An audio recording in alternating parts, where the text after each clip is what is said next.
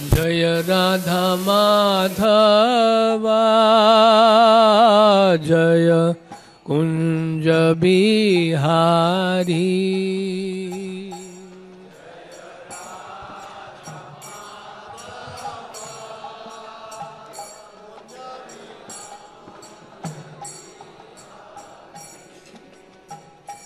जय राधा माधवा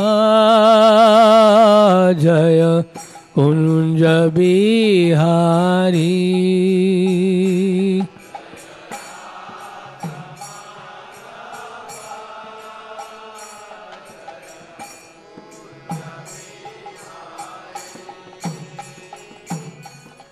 गोपी जन वल्लभ जय गिरवर धारी।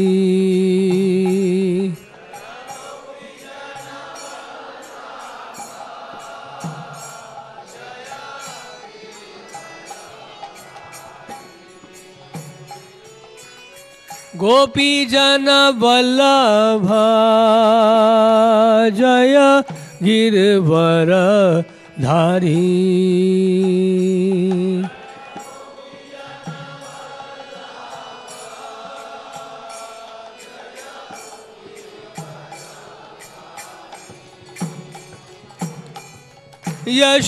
यशोदानंदन ब्रज जन रंजना।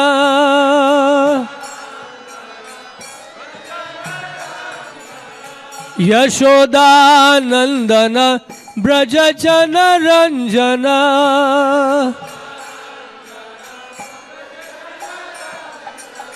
यमुना तीरा वनचारी।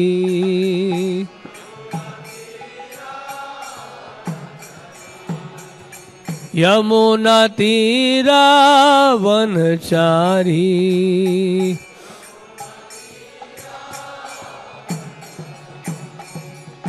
जय राधा माधवा जय कुंज बिहारी।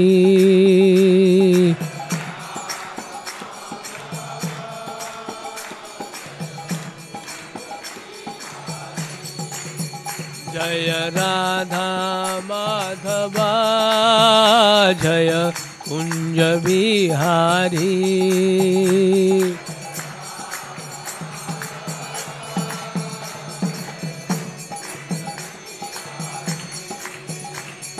राधा पार्थ सारथी राधा पार्थ सारथी राधे।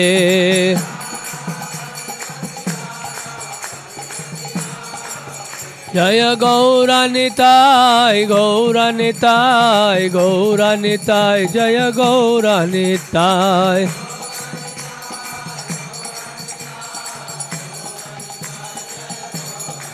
प्रभुपाद प्रभुपाद प्रभुपाद जय प्रभुपाद।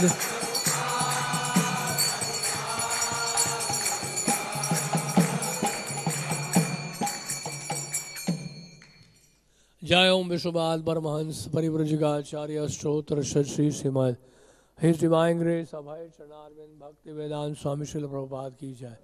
अनंत कोटि वैष्णववृंद की जय। नामाचार्य श्री हरदास ठाकुर की जय। प्रेम से कहो श्री कृष्ण चैतन्य प्रभु नित्यानंद श्री अद्वैत गदाधर शिवासादि गौर भक्त वृंद की जय। श्री श्री राधा कृष्ण गोप गोपीनाथ श्याम कुंड राधा कुंड गिरी गोवर्धन की जय। गंगा माई की जय। यमुना माई की जय। वृंद देवी तुलसी महारानी की जय। हरिनाम संकीर्तन की जय। समवेत भक्त वृंद की जय। All glories to the assembled devotees Hare Krishna. All glories to the assembled devotees Hare Krishna. All glories to Sri Guru and Gauranga.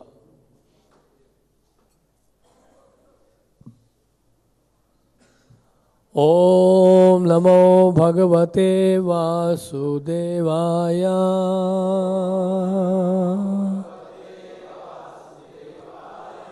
Om Namo Bhagavate Vasudevaya.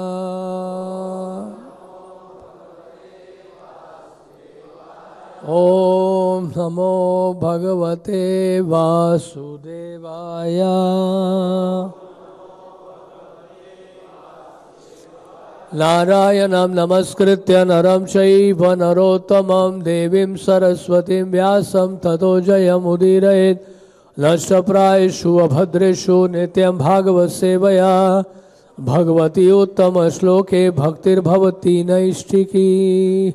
Shrimad Bhagavatam स्कंद 4 अध्याय 28 श्लोक संख्या 33। अध्याय का शीर्षक अगले जन्म में पुरंजन की स्त्री योनि की प्राप्ति। विभज्या तनेभ्यः क्षमां राजऋषिः मलध्वजः आरिराधिषु कृष्णं सह जगाम कुलाचलम।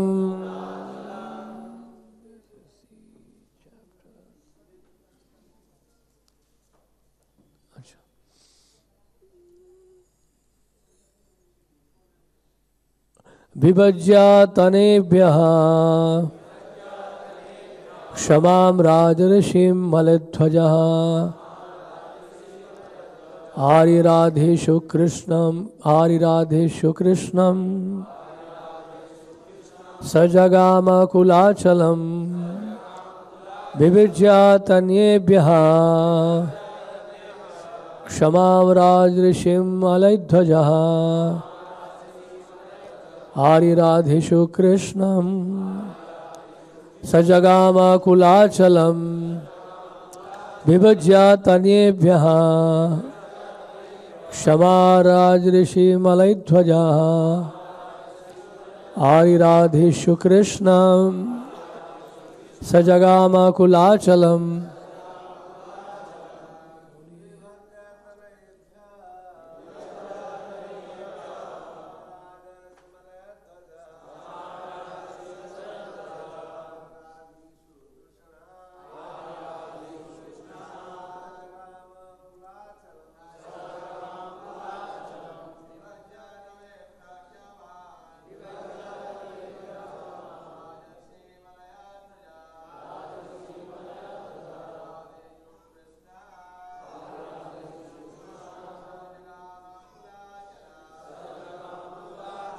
माता जी विभज्या बांटकर तन्येभ्यः अपने पुत्रों में क्षमा संपूर्ण पृथ्वी को राजऋषि ही परम साधु राजा मलध्वजः मलध्वज आरिराधीशु आराधना करने की इच्छा से कृष्णम भगवान कृष्ण की सह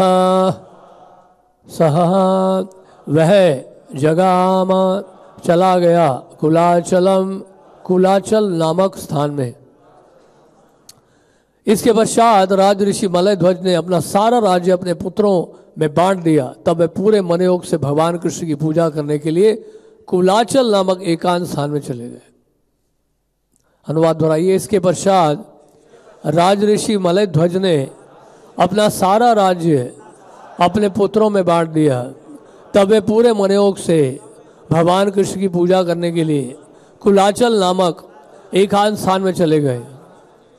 प्रभुपाद के द्वारा तात्पर्य श्रील प्रभुपाद की जाए। महाराज मलध्वज निश्चित रूप से महाभागवत थे। भक्ति करने के कारण भक्ति संप्रदाय का प्रचार करने के लिए उनके कई पुत्र तथा शिष्य हुए। वास्तव में सारा संसार ऐसे शिष्यों में विभाजित हो जाना चाहिए और हर एक को कृष्ण भक्ति संप्रदाय का प्रचार करने में लग जाना चाहिए। दूसरे शब्दों में, जब शिष्य बड़े हो जाएं और प्रचार कार्य कर सकें तो गुरु को चाहिए कि वह अवकाश ग्रहण कर लें और एकांत स्थान में बैठकर लिखे तथा निर्जन भजन करे। इसका अर्थ हुआ मौन होकर एकांत वास तथा भक्ति। ये निर्जन भजन जो एकांत में परमेश्वर की आराधना है, नव दीक्षित के लिए संभव नहीं है। श्रील भक्ति सिद्धांत सरस्वती ठाकुर ने कभी भी नव दीक्षित भक्त को किसी एकांत स्थान में जाकर भक्ति करने की सलाह नहीं दी। उन्होंने इस संबंध में एक गीत लिखा है। दुष्ट मन तुम्ही किशेर वैष्णव प्रतिष्ठा त्वरे निर्जनेर घरे तब हरि नाम केवल कैटव। अरे मेरे मन, तुम किस तरह के भक्त हो? केवल सस्ती पूजा के लिए तुम एकांत स्थान में बैठकर हरे कृष्ण महामंत्र जपने का सुमांग भरते हो। किंतु ये सब धोखा है। इस प्रकार श्रील भक्ति सिद्धांत सरस्वती ठाकुर ने सदैव इसका समर्थन किया कि प्रत्येक भक्त योग्य गुरु के निर्देशन में भक्ति संप्रदाय का सारे विश्व में उपदेश दे।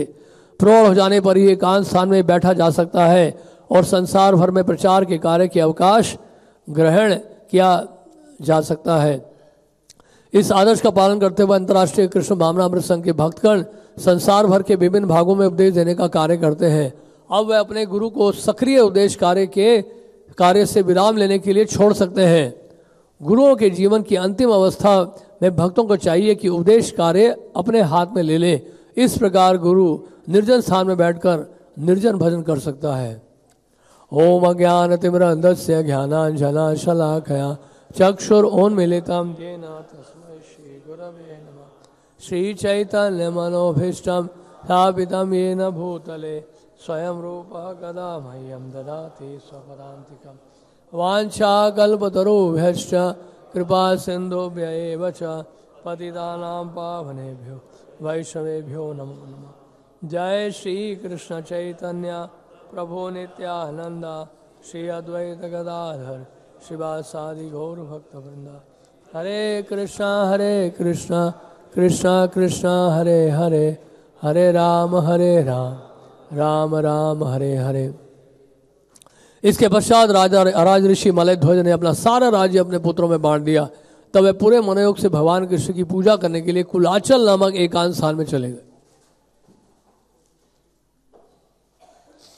तो इसको कहते हैं परंपरा। एवं परंपरा प्राप्तम एवं राज ऋषियों विदु। परंपरा के द्वारा क्या प्राप्त हुआ? दिव्य ज्ञान प्राप्त हुआ और राज ऋषियों ने इसको समझा, उसको स्वीकार किया। तो ये जो राज ऋषि जैसे मलयध्वज के बारे में लिखा है, भगवान के शुद्ध भक्त महाभागवत, जिन्होंने क्या किया, स्वयं तो कृष्ण भावना भावित हुए और अपने पुत्रों को भी वो कार्य सौंपा। तो आचार्य क्या करते हैं या गुरु क्या करते हैं, परंपरा में अपने शिष्यों को वो कार्य सौंपते हैं जो उनके गुरु ने आदेश दिया। प्रभुपाद ने कौन सा आदेश दिया हमें? प्रभुपाद ने वो आदेश हमें दिया जो उनके गुरु ने दिया, यानी कि श्रील भक्ति सिद्धांत सरस्वती ठाकुर ने दिया। और प्रभुपाद के शिष्य क्या आदेश दे रहे हैं? उनके शिष्य वो आदेश दे रहे हैं जो प्रभुपाद ने दिया। और आपको क्या करना है? आपको वो आदेश देना है, वो उपदेश देना है जो आपके गुरु ने कहा। हाँ, इसको कहते हैं परंपरा। और परंपरा का एक अर्थ और भी है, जैसे कि हम लोग एक बार वहाँ गए थे, एक बार क्या हर बार ही जाते हैं, नवद्वीप में मामगाछी नाम का एक स्थान आता है, मोदा द्रुम द्वीप, जहाँ वृंदावन दास ठाकुर का जन्म स्थान है। और उस मंदिर में एक पुजारी बैठते हैं, पिछले 60 या 70 सालों से वो वहाँ पे सेवा कर रहे हैं, गोपीनाथ जी की सेवा कर रहे हैं। और अब वो बहुत वृद्ध हो गए, ठीक से चल फिर नहीं पा रहे हैं, लेकिन मंदिर के बिल्कुल नज़दीक ही वहाँ पे विश्राम कर रहे होते हैं प्रातः काल में। और उन्होंने अपने एक शिष्य को बिठाया हुआ है जो उनकी सेवा कर रहा है। आप समझ रहे हैं इस बात को? कहने का अर्थ ये है, ये गुरु का कर्तव्य होता है या किसी भी भक्त का कर्तव्य होता है कि शरीर छोड़ने से पहले वो सेवाएं वो आने वाले भक्तों को सौंप के जाए। क्योंकि जो शिष्य का जो संबंध होता है गुरु से, परंपरा से, वो शाश्वत होता है। जैसे कि नरोत्तम दास ठाकुर कह रहे हैं, चक्षुदान दिलो जे जन्मे जन्मे प्रभु से। तो कहने का मतलब ये है कि चक्षुदान दिलो जे जन्मे जन्मे प्रभु से, जन्म जन्मांतर तक जो है हमें कौन दे रहे हैं? चक्षु दे रहे हैं और दिव्य ज्ञान हमारे हृदय में प्रकाशित होता है। तो कहने का अर्थ ये है, ये भक्त की जिम्मेदारी होती है कि अपने शरीर को छोड़ने से पहले वो सेवाएं आने वाले भक्तों को देके जाएं, वो सेवाएं जो उस भक्त को अपने गुरु से प्राप्त हुई थी। इसको कहते हैं, इसी को कहते हैं नित्य सेवा।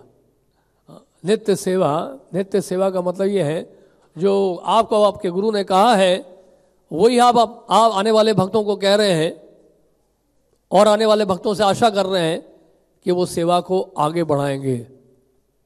यानी कि जो गुरु की सेवा वो कभी बंद नहीं होती। जैसे कि प्रभुपाद से पूछा एक बार तमाल कृष्ण गोस्वामी महाराज ने कि प्रभुपाद, वृद्धावस्था में हम सब रिटायर कर सकते हैं ना कृष्ण भावना से? मतलब कोई उम्र तो होगी इसकी रिटायरमेंट की। प्रभुपाद ने कहा आप लोग कर सकते हो, लेकिन जहाँ तक मेरा सवाल है मेरे लिए संभव नहीं है। तो वास्तव में देखा जाए तो कृष्ण भावना में कोई रिटायरमेंट है ही नहीं, रिटायरमेंट का कोई स्कीम है नहीं वास्तव में, बुरा मत मानेगा। पोस्ट रिटायरमेंट भी नहीं है। जैसे कि अमेरिका में बड़ा अच्छा सिस्टम है, जब तक आपका हाथ पांव काम कर सकता है तब तक जो है आप बाहर जाके नौकरी कर सकते। जैसे अमेरिका के राष्ट्रपति हैं, उनकी उम्र 70 साल से ऊपर की हो गई है, लेकिन राष्ट्रपति फिर भी है अमेरिका। ठीक है, उनका स्वास्थ्य ठीक है, हाथ पांव चल रहा है तो कर रहे हैं। तो यही है कृष्ण भावना का जो है हमारा जो है क्या कहते हैं नियम, पॉलिसी यही है कि जब तक आपका हाथ पांव चल रहा है, शरीर चल रहा है, शरीर साथ दे रहा है, तो सेवाओं को कभी बंद नहीं करना चाहिए।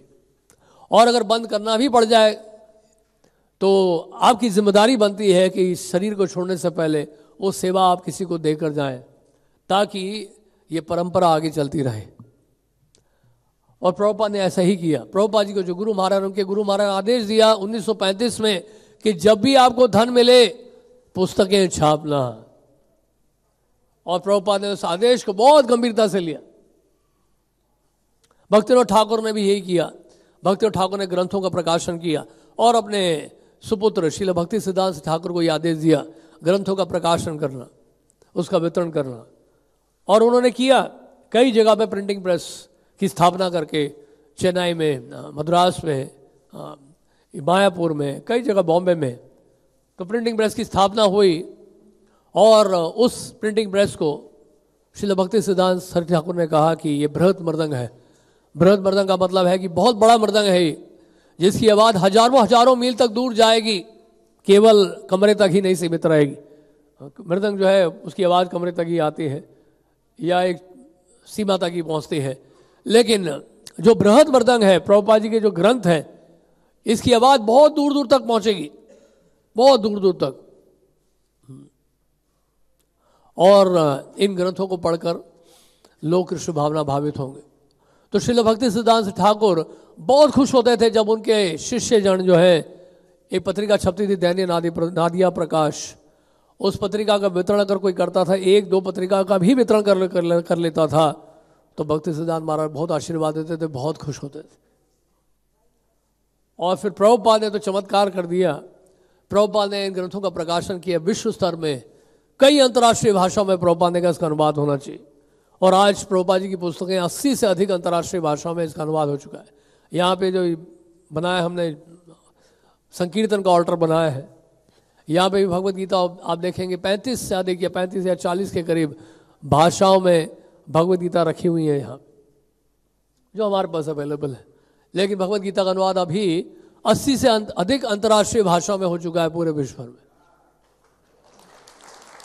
तो ये प्रभुपाद जी ने आदेश जो दिया था शिष्यों को, शिष्यों ने ये कार्य किया, उनकी आज्ञा का पालन किया। जैसे यहाँ तात्पर्य में बता रहे हैं कि शिष्य कुछ जिम्मेदारी लेनी चाहिए।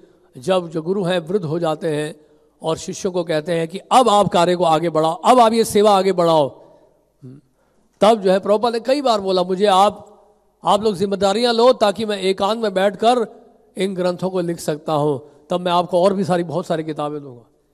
मेरी इच्छा है कि मैं षट गोस्वामी के जो ग्रंथ हैं उसका अनुवाद करूं, महाभारत का अनुवाद करूं, रामायण का अनुवाद करूं। प्रभुपाद जी चाहते हैं सब ग्रंथ देना हमें। वो तभी संभव होता प्रभुपाद जी के लिए जब प्रभुपाद को आप इसके लिए केवल इसी कार्य के लिए रखते। लेकिन प्रभुपाद जी ने फिर भी जीवन के अंतकाल तक इस कार्य को छोड़ा नहीं। जीवन के अंतकाल तक श्रीधाम वृंदावन में ग्रंथों का अनुवाद करते रहे, डिक्टाफोन में लेटे लेटे प्रभुपाद जी अनुवाद कर रहे हैं। आपने देखा होगा फाइनल लेसन में, वीडियो में। और उस समय भी प्रभुपाद जी को जब खबर मिलती थी ग्रंथों के वितरण के बारे में तो प्रभुपाद बहुत खुश होते थे।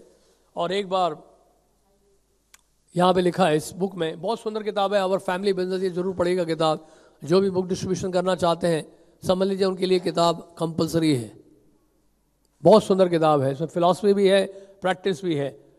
तो ये यहाँ पे लिखा है कि letter in 1977 when Prabhupada was confined to bed and preparing to leave the world, Tamal Krishna Goswami remembers 1977 में जब प्रभुपाद बहुत बीमार हो गए थे वृंदावन में, अक्टूबर नवंबर का महीना था जब प्रभुपाद बेड रिडन थे और लेटे लेटे ही ग्रंथों का अनुवाद कर रहे थे।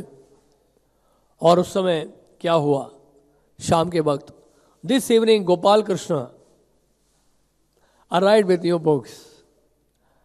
When Prabhupada found out, he raised his eyebrows very high and emphatically ordered, bring them. Prabhupada was quite satisfied and had Bhakti Charu read in Hindi from one of them. Later he listened to the Sankirtan newsletter number 47 with great interest. He really appreciated the work of listing all statistics, and he was very enlivened to hear that nearly 40,000 big books had been distributed. He said, if the book distribution increases, I will never die. I will be living for centuries. तो प्रभुपाद कहते हैं कि अगर इन ग्रंथों का वितरण आप करते रहेंगे और डिस्ट्रीब्यूशन बढ़ेगा तो मैं कभी मरूंगा नहीं और कई शताब्दियों तक मैं जीवित रहूंगा। तो प्रभुपाद बहुत उत्साहित होते थे इन ग्रंथों के वितरण से, और प्रभुपाद जी का जो एनर्जी लेवल है तो बहुत ही हाई था वैसे भी, लेकिन जब स्कोर सुनते थे बुक डिस्ट्रीब्यूशन का, प्रभुपाद कहते थे I become energetic like a young man. एक बार स्कोर सुन के प्रभुपाद ने कहा था, Prabhupada recovered his health, and by the end of 1974, his BBT was also in extraordinary health. Prabhupada ji का स्वास्थ्य अच्छा हो गया और बीबीटी का स्वास्थ्य भी अच्छा हो गया। 1974 की बात है, with the temples again competing in a furious Christmas marathon. तो उन दिनों क्रिसमस मैराथन हुआ करता था, क्योंकि हम जानते हैं कि प्रभुपाद जी के टाइम में अमेरिका में शुरू हुआ था ये 3 दिवसीय क्रिसमस मैराथन, फिर बाद में 1 हफ्ते का हुआ, फिर बाद में फिर 1 महीने का हो गया। तो वो पहली बार जब हुआ था क्रिसमस मैराथन तो बहुत बड़े बड़े स्कोर सुनने को मिले थे।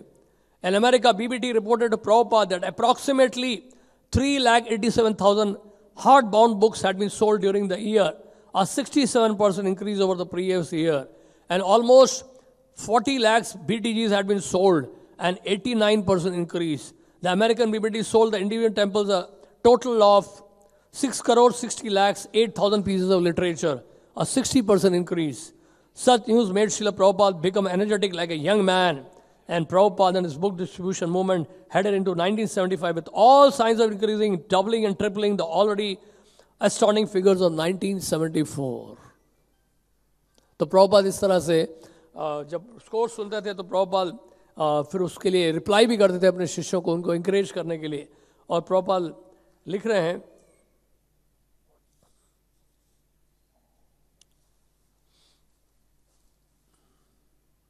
regarding the society leaders emphasizing business, you should understand what is the meaning of business.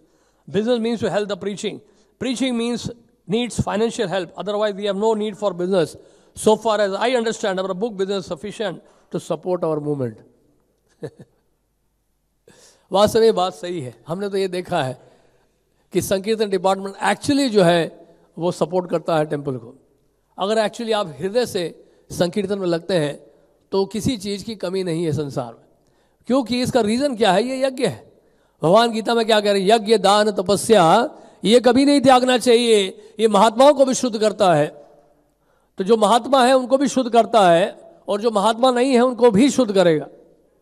कोई कह सकता है हम तो महात्मा नहीं है, शायद हमारे लिए नहीं है। नहीं, आपके लिए भी है। अगर महात्माओं को पवित्र कर रहा है तो महात्माओं को भी जरूर पवित्र करेगा। यज्ञ दान और तपस्या भगवान कह रहे हैं कि कभी नहीं त्यागना चाहिए इसको। यज्ञ क्या है कलयुग में देखिए, जैसे कि भागवत में लिखा, तस्मात् गुरुम प्रपद्येत जिज्ञासु श्रेय उत्तमम, क्या है, समित पाणी श्रोत्रियम ब्रह्मनिष्ठम। तो समित पाणी का मतलब क्या होता है? तो प्राचीन समय में जो ब्रह्मचारी हुआ करते थे गुरुकुल में, वो जंगल में जाके लकड़ी लेके आते थे यज्ञ करने के लिए, और से लकड़ी के द्वारा जो है यज्ञ किया जाता था। ब्राह्मण लोग, गुरुजन जो है यज्ञ करते थे और शिष्य उसमें सहायता करते थे लकड़ी लाने के लिए। कलयुग में तो पेड़ों की संख्या कम हो गई, जंगलों की संख्या भी कम हो गई, तो पेड़ कहाँ से होंगे? शहरों में तो अब कंक्रीट जंगल हो गया है, पेड़ों को काटकर बड़े बड़े फ्लाईओवर्स बनाए जा रहे हैं आप सबके लिए, सुविधा के लिए प्रदूषण को फैलाया जा रहा है। तो इन पेड़ों से कागज मिलता है, राइट, और पेड़ों से जो कागज मिलता है तो क्या करते हैं, उन कागजों को लेके क्या करते हैं हम लोग, इन ग्रंथों की छपाई करते हैं। भक्त लोग क्या करते थे, सॉरी जो ब्रह्मचारी होते थे क्या करते थे, जंगल जाके लकड़ी लेके आते थे अपने हाथों से। तो भक्त भी जो है क्या करते हैं, इन ग्रंथों को लेकर बाहर जाते हैं और इस यज्ञ में भाग लेते हैं। तो कलयुग में यज्ञ इस तरह से किया जाता है, वही कागज यानी कि वही पेड़ जो कागज के रूप में परिवर्तित हो गया कलयुग में, उन कागजों के द्वारा जो ग्रंथों का प्रकाशन होता है, उन ग्रंथों को लेकर जब भक्त जाते हैं तो उसको संकीर्तन यज्ञ कहते हैं। और इस यज्ञ में भाग लेना बहुत जरूरी है। ये भगवान गीता कह रहे हैं, यज्ञ दान तपस्या। यज्ञ ये हुआ, दान यानी कि विद्या का दान, सर्वोपरि दान। सर्वोपरि दान है विद्या का दान। जैसे कि जेल में आप जाते हैं तो कई तरह की चीजें दी जाती हैं जेल के कैदियों को। उनको दिया जाता है कपड़ा, उनको दिया जाता है दवाइयाँ, उनको दिया जाता है भोजन, बहुत कुछ दिया जाता है उनको। लेकिन फिर भी कैदी कैदी ही रहते हैं। जेल से बाहर निकलते हैं, फिर से क्राइम करते हैं, फिर से जेल में प्रवेश करते हैं, तो वो कभी कैद खाने से छुटकारा पाते ही नहीं है, क्योंकि उनकी चेतना में, उनके चरित्र में कोई सुधार नहीं आता है। लेकिन जब आप गीता का वितरण करेंगे, इन कैदियों को कृष्ण भावना भावित बनाएंगे, तो दोबारा उनकी इच्छा नहीं होगी जेल में जाने की, तो अपने आप ही क्राइम रेट जो है कम हो जाएगा। कहने का अर्थ यह है कि विद्या का दान ये सबसे उत्तम कोटि की समाज सेवा है, जहाँ पे आप जिसका वितरण करते हैं तो लोग इसको पढ़ते हैं। पढ़ने के बाद क्या है, इस संसार रूपी जेल में जो है दोबारा आने की फिर संभावना नहीं रह जाती। इसलिए इस कैद खाने से अगर बाहर निकलना है तो हमें यज्ञ करना होगा और दान करना होगा। क्या करना पड़ेगा? तपस्या करनी पड़ेगी। तपस्या जो है, जैसे कि भागवत में भी लिखा है, तपो दिव्यम पुत्र का ये न सत्वम शुद्धेद यस्मात् ब्रह्म सौख्यम तो अनंतम। आनंद प्राप्त करने के लिए, सुख प्राप्त करने के लिए, अनर्थों से निवृत्त होने के लिए हमें तपस्या करनी होगी। बिना तपस्या किए हमें ना आनंद मिलेगा, ना शांति मिलेगी, मन की शांति मिलेगी। इसलिए कई बार पूछा जाता है कि प्रभु जी साधु निंदा से कैसे बचें? साधु निंदा और साधु हृदय प्रभु की निंदा से कैसे बचें? दोनों ही साधु हैं, तो साधु निंदा से कैसे बचें? साधु निंदा से बचने का तरीका क्या है? सबसे आसान तरीका है, आप प्रचार के कार्य में जाइए। जब प्रचार में जाएंगे आप, तो वहां पे साधु आपको कम मिलेंगे या साधु ज्यादा मिलेंगे। और उनका जीवन देखकर, उनकी समस्याओं को देखकर, उनके कष्टों को देखकर आपका हृदय पिघलेगा, और तब आप समझ पाएंगे कि भक्तों का महत्व क्या है। जब आपको सड़क में जाना होगा, हाँ, सड़क पर जब जाते हैं तो जानते हैं क्या होता है? हमारे शरीर के साथ एक मशीन लगता है, उसको कहते हैं ईगो प्यूरिफाइंग मशीन।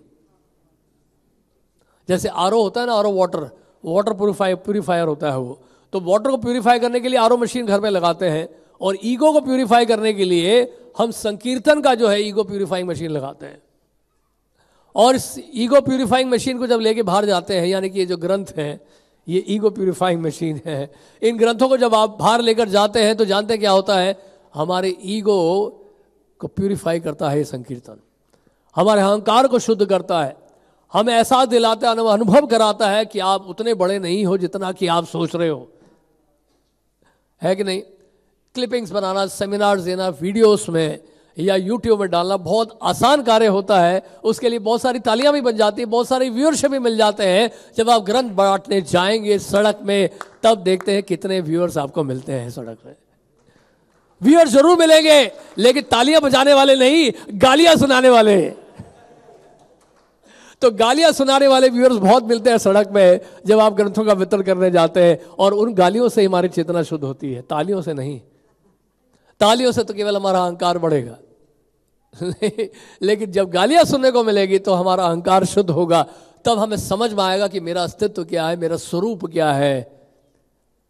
और उस समय जो है हृदय में स्वाभाविक रूप से दीनहीनता की भावना आएगी।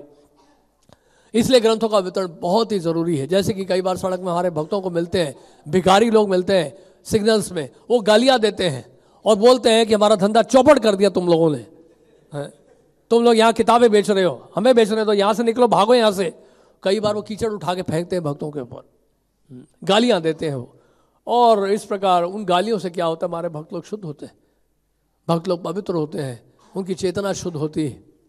इसलिए वो व्यक्ति, इसलिए भक्ति सिद्धांत ठाकुर ने कहा कि बीवेयर ऑफ फ्लैटरर्स, मक्खन लगाने वालों से सावधान रहो। जो आपकी प्रशंसा करते हैं, आगे पीछे घूमते हैं, जो तारीफ करते हैं, वो आपके सबसे बड़े दुश्मन हैं। वो सबसे बड़ा दुश्मन है आपके। ये आपको सोचना होगा हमेशा। इसका मतलब नहीं कि वो दुश्मन है, लेकिन उनकी जो तारीफ है वो आपके लिए क्या है? वो दुश्मन का कार्य कर रही है। और इससे क्या है कि आपका अहंकार कभी शुद्ध नहीं होगा। इसलिए तो कहते हैं कि गुरु जो है आपके सबसे जो है घनिष्ठ मित्र होते हैं, कि गुरु जो है कभी आपकी झूठी तारीफ नहीं करेंगे।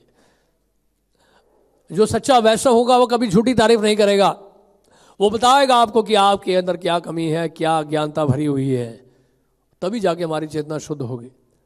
और एक तो वैष्णव बताएंगे, गुरु बताएंगे, और दूसरे कौन बताएंगे? जो संसार के लोग हैं वो बताएंगे कि आप कहाँ घूम रहे हो, सड़क पे घूम रहे हो, भीख मांग रहे हो, किताबें बेच रहे हो। ऐसा ईगो हमारा कट करेंगे, हमारे सामने दरवाजा बंद कर देंगे, खिड़की बंद कर देंगे, गालियां देंगे, और हो सकता है कि गाड़ी भी हमारे ऊपर चढ़ा दें, चोट भी हमें लग जाए। तो इस तरह क्या होगा? हमारा अहंकार शुद्ध होता है। तो इसलिए जितना अधिक हम इस तरह के वातावरण में अपने आप को रखते हैं जहां पे हमें कष्ट मिलेगा, जहां पे तपस्या होगी, जहां पे शरीर को पीड़ा होगी, जहां पे हमें हमारे अहंकार को चोट पहुंचेगा, समझ लीजिए वहीं शुद्धिकरण होगा आपका, वहीं पे शुद्धिकरण होता है। इसलिए बड़े बड़े जो वैष्णव हैं उच्च कोटि की, श्रीमद् भागवत में भी देखिए, महाभागवत जितने भी हुए हैं बड़े बड़े, उन सबके जीवन में यही देखा गया है कि कितना उन लोगों ने कष्ट उठाया। स्वयं प्रभुपाद जी ने हमारे कष्ट उठाया, प्रभुपाद ने कष्ट उठा के दिखाया। और ऐसा नहीं कि वो कोई बनावटी कष्ट था, वास्तव में प्रभुपाद ने कष्ट उठा के दिखाया, स्ट्रगल किया प्रभुपाद ने। हाँ, प्रभुपाद इसलिए कहा कि जब मेरा प्रिविलेज है स्ट्रगल करने का, कृपा करके वो मुझसे मत छीनिएगा, मुझे स्ट्रगल करने दीजिए कृष्ण के लिए। इसलिए प्रभुपाद के प्रयास से, उनकी तपस्या के कारण आज हम यहाँ पे बैठे बड़े आराम से, नहीं बड़े आनंद में बैठे हैं हम लोग। कालीन भी बिछा हुआ है हमारे लिए, हर प्रकार की सुविधाएं दी गई हैं। लेकिन ये जो सुविधा है इसका उपयोग अगर हम संकीर्तन के लिए नहीं करेंगे तो ये सुविधाएं जो है हमारे लिए माया का कार्य करेगी। एक तो होते हैं एकांत में बैठकर भजन करना, और दूसरे वो होते हैं जो एकांत में क्या, वो प्रचार के लिए जो जाते ही नहीं है, वो भी वास्तव में देखा जाए वो भजनानंदी नहीं है, फिर वो भोगानंदी है। एक होते हैं गोष्ठी आनंदी, एक होते हैं भजनानंदी, एक होते हैं भोग आनंदी। तो भोग आनंदी का मतलब है जो ना भजन कर रहे हैं ना प्रचार कर रहे हैं, अपना समय खराब कर रहे हैं इस आंदोलन में, आप समझ रहे हैं। तो इस प्रकार प्राकृत भक्त जो है प्राकृत अवस्था में ही रहेगा अगर वो देहात्मक बुद्धि को बनाए रखता है। तो जब तक हम देहात्मक बुद्धि में रहेंगे तब तक हमारा जो है हमारी उन्नति, हमारी प्रगति नहीं हो पाएगी कृष्ण भावना में। इसलिए प्रभुपाद ने इस प्रकार की कठिन सेवाएं दी है हमें। हाँ, कई बार देखा गया है कि सब कुछ ठीक चल रहा होता है, अचानक जो है हम देखते हैं कि कोई निर्माण का कार्य शुरू हो जाता है, तोड़ फोड़ शुरू हो जाता है, जहाँ पे लगता है कि आवश्यकता भी नहीं है वहाँ पे भी शुरू हो जाता है। और हमारे आचार्य लोग इन कार्यों में लगाते हैं भक्तों को, जानते हैं क्यों? हमेशा चिंता में डालने के लिए। तो चिंता नहीं होगी तो क्या होगा? कृष्ण भावना का विकास होगा नहीं। इसलिए हमारे आचार्यगण क्या करते हैं, ऐसी परिस्थिति में हमें डालते हैं जहां हमें स्वाभाविक रूप से हम चिंता करना शुरू कर दें। इसलिए हम हमेशा कहते हैं कि आप एक गीता मत लीजिएगा, 2 गीता मत लीजिएगा, कम से कम कार्टन्स लीजिएगा जिसमें किताबें भरी हो और आपका कमरा भरा हो उन बुक कार्टन से, चारों तरफ कार्टन ही कार्टन हो, उन कार्टन्स के बीच में हम जैसे कार्टून भी हो और चिंता कर रहे हैं उन ग्रंथों का वितरण करने के लिए। जब ग्रंथों से भरा कार्टन हम देखेंगे तो फिर हम कार्टून नहीं रहेंगे, फिर हमें बाहर जाना पड़ेगा, क्योंकि आपके अंदर भय उत्पन्न हो जाएगा। एक कार्टन पड़ा है या एक गीता पड़ी है, चलो पूरे महीना पड़ा है, आराम से निकाल लेंगे, थोड़ा रिलैक्स कर लेते हैं। लेकिन आपका जब कमरा भरा होगा कार्टन से तो ऑटोमेटिकली जो है आपका माइंड एक्टिवेट हो जाएगा, एंग्जाइटी शुरू हो जाएगी। और एंग्जाइटी के लिए ही तो हम लोग वास्तव में प्रयास करें कि हमें भी एंग्जाइटी हो कृष्णा कॉन्शियसनेस के लिए, नहीं तो हमारा जो जीवन होना चाहिए कृष्ण भावना का, वो चिंताओं से भरा होना चाहिए। आप समझ रहे हैं? Chant Hare Krishna and be happy, ये वास्तव में प्रमोशन के लिए जरूर है, लेकिन एक्चुअल क्या है कॉन्शियसनेस कि हम एंग्जाइटी में रहें, तब आप रियल हैप्पीनेस अचीव कर पाएंगे। तो इसलिए बहुत जरूरी है। प्रभुदानंद सरस्वती ठाकुर ने बहुत सुंदर एक बात लिखी है चैतन्य चरणामृत में, यथा यथा गौर पदार विंदेत विंदेत भक्तिम कृत पुण्य राशि। कहने का प्रभुदानंद सरस्वती ठाकुर कहते हैं कि जितना अधिक, जैसे जैसे आप महाप्रभु के संकीर्तन आंदोलन में भाग लेते रहेंगे, जैसे जैसे तो जानते हैं क्या होगा, तथा तथोप सरपति हृदय अकस्माल राधा पदाम भोज सुधाम वो राशि। उसी समय जानते हैं क्या होगा, उसी समय श्रीमती राधा रानी का जो चरणामृत है, उनके जो चरणामृत का जो सागर है, उस चरणामृत के महासागर से अमृत निकलेगा, तत्काल ही आपके हृदय में प्रवेश करेगा उसी समय। आप जानते हैं? नहीं जानते, लेकिन आपको इसके लिए करना पड़ेगा। महाप्रभु के संकीर्तन आंदोलन में जैसे ही आप भाग लेंगे, चैतन्य महाप्रभु के संकीर्तन के लिए कुछ करेंगे, उसी समय राधा रानी का चरणामृत जो है आपके हृदय में प्रवेश करेगा। यानी राधा रानी की कृपा प्राप्त करने के लिए आपको अलग से प्रयास करने की आवश्यकता नहीं पड़ेगी, केवल आप चैतन्य महाप्रभु के संकीर्तन में भाग लीजिए, बस ऑटोमेटिकली आप ब्रज में हैं। नवद्वीप में आप प्रवेश करिए, ऑटोमेटिकली आप ब्रज में हैं। आप संकीर्तन में भाग लीजिए, ऑटोमेटिकली आप रासलीला में हैं। तो इस प्रकार ये संकीर्तन का बड़ा महत्व है। अफ्रीका की एक कहानी बताते हैं। एक व्यक्ति थे, अफ्रीकन व्यक्ति थे, और एक दिन वो बहुत ड्रिंक करते थे, बहुत पीते थे वो, और पीते पीते रात को वो सो गए, और अपने फ्रेंड्स के साथ किसी क्लब में गए थे और पी के आए, और पी के सो गए रात को। और रात को उनका सपना आया, और 3 भयानक, बहुत ही भयानक उन्होंने सपना देखा, और बड़ा ही भयावह रूप था उनका, और उनकी आंखें बड़ी बड़ी, काला उनका शरीर से दुर्गंध आ रहा था, बाल खड़े हुए थे, चेहरा उनका टेढ़ा मेढ़ा था, और वो घूर के देख रहे थे, और इस व्यक्ति की हाथ पकड़ लिए इसको लेके जाने के लिए। और ये अफ्रीकन व्यक्ति चिल्लाया बहुत तेजी से, और घर के बाहर भागा। आधी रात को 11-12 बजे करीब आसपास के पड़ोसी जाग गए। उन्होंने कहा क्या हुआ आपको? मैंने सपना देखा, बड़ा डरावना सपना देखा। वापस आ गए वो डर के। अगले दिन उसी एरिया में, उसी इलाके में भक्त लोग ग्रंथों का वितरण कर रहे थे। एक भक्त ने जो है कहा कि प्लीज आप ले लीजिए, सबको दे रहे हैं, आपके लिए भी है, इंडिया से गिफ्ट आया है, it's a book on yoga and meditation. तो वो किताब दिखाया, उस किताब का जो बैक साइड है उसका फोटोग्राफ देखा, उसमें 2 लोगों का फोटो था। 2 तरह के लोगों का फोटो था। एक था विष्णुदूतों का और एक था यमदूतों का। यमदूतों का जैसे ही फोटो देखा इस अफ्रीकन व्यक्ति ने, उसके हाथ कांपने लगे, ऐसा लगा कि किताब हाथ से गिर जाएगी। भक्तों ने कहा कि क्या हुआ आपको, आप इतना डर क्यों रहे हैं, आपके हाथ क्यों कांप रहे हैं? तो उस अफ्रीकन व्यक्ति ने कहा ये जो आप फोटोग्राफ देख रहे हैं ना, ये फोटो जो है ना, इनको मैंने कल रात को देखा, हू बहु ऐसे लग रहे थे। क्या पेंटिंग है इसको की देखिए, एज इट इज। ऐसा लग रहा था यमदूतों का फोटो खींच के जो है वहां पे लगा दिया गया है। वो पेंटिंग देख के जो एकदम से हैरान हो गए, वो अफ्रीकन व्यक्ति हैरान हो गया। बोलते इनको तो मैंने कल देखा था रात को सपने में। बोलते जानते हैं कौन है? ये है यमदूत। और ये 4 हाथ वाले कौन है? ये है विष्णुदूत, जिन्होंने अजामिल को बचाया यमदूतों से। और इसके बाद वो भक्तों ने कहा कि आप फिर नहीं, ये अफ्रीकन व्यक्ति ने कहा कि मैं लेकिन कैसे बच सकता हूं इनसे, ये बार सपने में आ गए तो बहुत बुरी हालत हो जाएगी मेरी, तो कुछ बताइए इसका क्या निवारण है। उन्होंने कहा आप ये किताब लीजिए, ये किताब को पढ़िए, चैप्टर पढ़िए, अजामिल की कथा पढ़िए, इसमें आपको सारा सोल्यूशन मिलेगा, सारी समस्याओं का हल मिलेगा। उस अफ्रीकन व्यक्ति ने वो किताब खरीदी, उस किताब को पढ़ना शुरू किया। आज वो अफ्रीका के जीबीसी हैं, श्रीवास प्रभु का नाम है, और यहाँ तक कि मायापुर में भक्ति वैभव भी पढ़ाते हैं। वो यहाँ पे कई बार आते हैं, दिल्ली में भी आते हैं। तो ये देखिए प्रभुपाद जी की बुक्स जो है क्या रिवोल्यूशन क्रिएट करती हैं। किराट हुनांद्र पुलिंद पुलकशा आभीर यमुना शुंभा खशादया, ये वर्णाश्रम धर्म से जो लोग नीचे हैं उनका भी उद्धार करने वाले हैं ग्रंथ, ये संकीर्तन। इसलिए प्रभुपाद ने बुक डिस्ट्रीब्यूशन में इतना जोर दिया।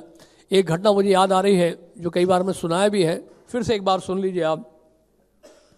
ये घटना है, हमने बताया था क्रिसमस मैराथन के बारे में, कि क्रिसमस मैराथन जब पहली बार हुआ था तो उस समय भक्त लोग जो है बहुत उत्साहित थे, और 3 दिन के इस क्रिसमस मैराथन में उन भक्तों ने 18,000 किताबें निकाली थी। पहली बार 18,000 बुक डिस्ट्रीब्यूट किए थे 3 दिन में, स्पॉन्सरशिप नहीं, ऑन रोड। और एक ही टेम्पल ने किया था, एक टेम्पल ने 18,000 बुक्स निकाले थे, ऑन रोड बुक डिस्ट्रीब्यूशन।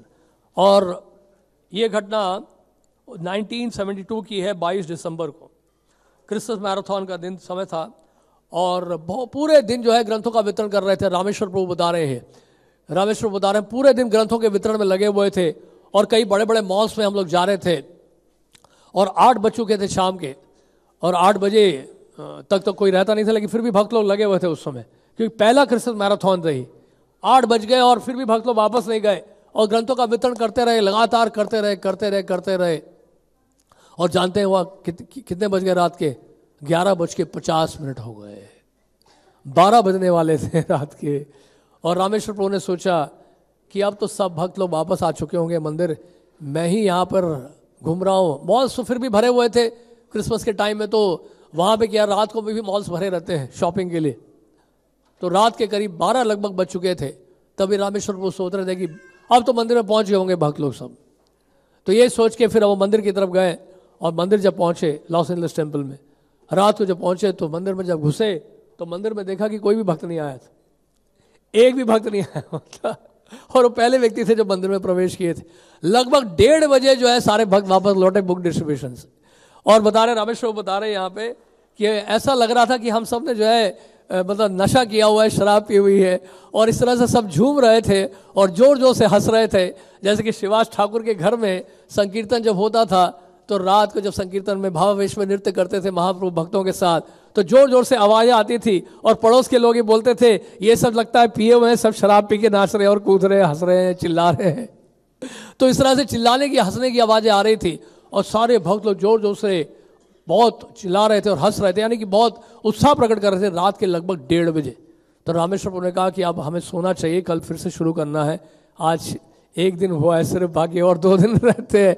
और उस दिन रामेश्वर प्रभु ने जानते कितनी किताबें बांटी। तो रामेश्वर प्रभु बता रहे हैं कि उस दिन वर्ल्ड रिकॉर्ड हो गया और उस दिन मैंने 650 back to god magazine distribute किए। So after distributing madly all day along, I had collected about $350 and distributed 650 BTDs. 650 BTD एक दिन में रामेश्वर प्रभु ने डिस्ट्रीब्यूट किए थे। और उसके बाद प्रभुपाद ने एक लेटर लिखा था रामेश्वर प्रभु को। प्रभुपाद लिखते हैं, I have read your figures of amount of books and sold during the 3-day period. It is scarcely believable that more than 18,000 books could have been sold by one temple in 3 days.